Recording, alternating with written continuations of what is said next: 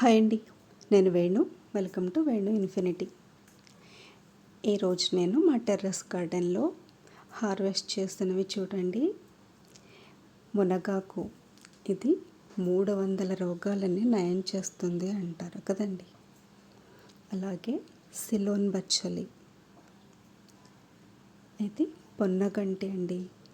దీనికి పోయిన కంటి కూర అని కూడా పేరు. కళ్ళకు చాలా మంచిదండి. ఇక ఇది తెలిసిందే కదా, తోటకూర. ఇది శంకుపుష్ప ఆకులండి. ఇక ఇదైతే తెల్ల కలిజేరండి. దీన్ని పునర్నవ అని కూడా అంటారు. ఇవి మన గార్డెన్లో వచ్చిన డ్రాగన్స్. ఇక ఇవి ఈ ఆకుకూరలన్నీ కలిపి చేస్తున్న పప్పులో వేయడానికి మన ద్రాక్ష పాదకు వచ్చిన పచ్చి ద్రాక్షలండి. అలాగే పప్పు తాలింపుకి కరివేపాకు, శివుడి కోసం ఈ పువ్వులు. ఏంటి, చాలామందికి ఆశ్చర్యంగా ఉండొచ్చండి, ఇన్ని రకాలు ఒకేసారా అని. కానీ ఆకుకూరలంటే ఎక్కువ శాతం మందికి నచ్చవు కదండి. మనకి ఒక్కొక్క ఆకులో ఒక్కొక్క ఆయుర్వేద గుణం అనేది ఉంది. కానీ మనం అన్నీ విడివిడిగా చేసుకోవాలంటే రోజు ఆకుకూర వండుకున్నట్టు ఉంటుంది కదండి. అలా కాకుండా చక్కగా మనం ఇలా ఒక 5-6 రకాల ఆకుకూరలు ఒకేసారి పప్పులో వేసుకుంటే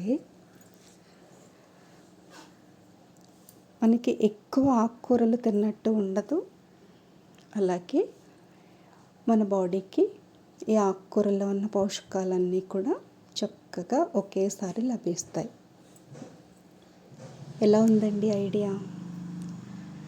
మనం ఇప్పుడు ఈ తెల్ల గలిజేరు గురించి తెలుసుకుందామండి. దాన్ని ఎలా ప్రొపగేట్ చేయాలి. చూసారా, సీడ్స్.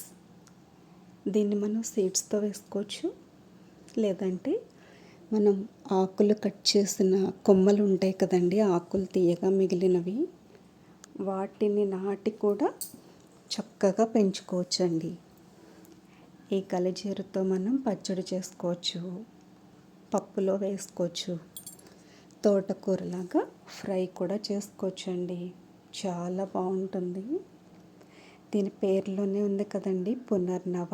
అంటే మన శరీరంలో ఏదైనా పార్ట్ పాడైపోయే స్టేజ్లో ఉంటే దాన్ని పునర్నిర్మాణం చేస్తుంది అంటారండి. ఇంకా కొన్ని విషయాలు వేరే వీడియోలో చెప్పుకుందాం.